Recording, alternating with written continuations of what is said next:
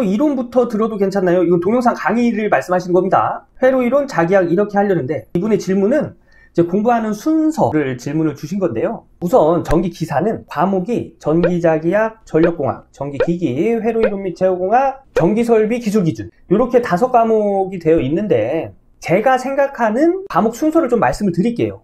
우선 처음엔 회로이론, 그 다음에 전기기기, 그 다음에 전력공학, 그 다음에 전기자기학, 그 다음에 전기설비, 기술기준을 준비하시는 거를 저는 권장을 드려요. 이렇게 공부하는 게 제가 생각하기에는 조금 이해가 좀 빠르겠다 라는 생각을 해요. 왜 이렇게 말씀드리냐면 우선 회로 이론에서 회로에 대한 법칙, 전압 전류 법칙을 배우고요. 회로에 들어가는 소자들이 있습니다. 인덕턴스, 캐피턴스, 그 다음에 회로, 전기에서 이야기하는 임피던스나 리액턴스 뭐 이런 것들을 우선 회로에서 배워요.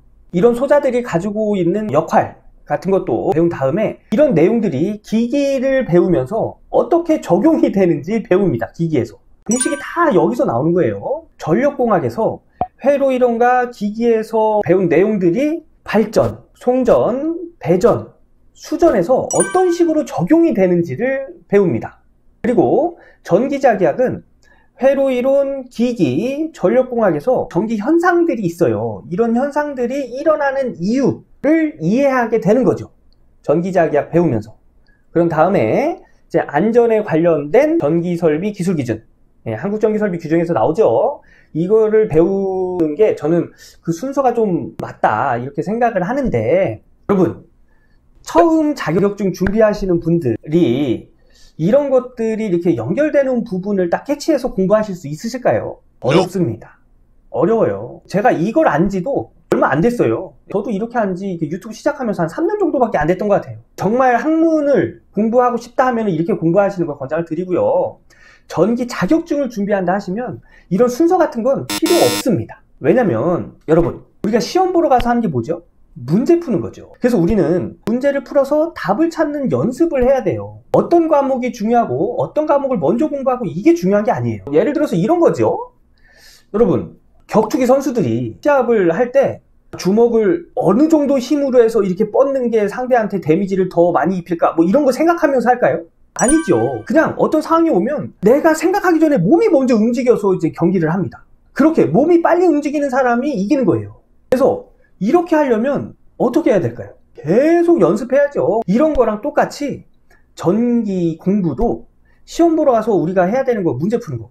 그래서 문제를 어떤 과목부터 시작하는 게 중요한 게 아니에요. 중요한 건 이거예요. 내가 좀 더 공부하기 편한 거.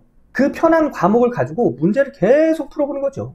그래서 문제의 유형을 먼저 파악을 하고요. 잘 나오는 내용이 어떤 내용이다라는 걸 파악하는 게 중요합니다. 시험 공부하시는 분들은 내가 보기 편한 것부터 공부를 하는 게 그게 순서가 되는 거예요. 내가 전력공학이 보기 편하다 하면 전력공학부터 공부하시는 거죠. 중요한 건 뭐냐면 과목의 순서가 아니고 문제 푸는 거. 내가 문제를 해결할 수 있는 능력을 키우는 게 우선입니다. 그래서 dom황찬님이 질문을 해주셨는데요.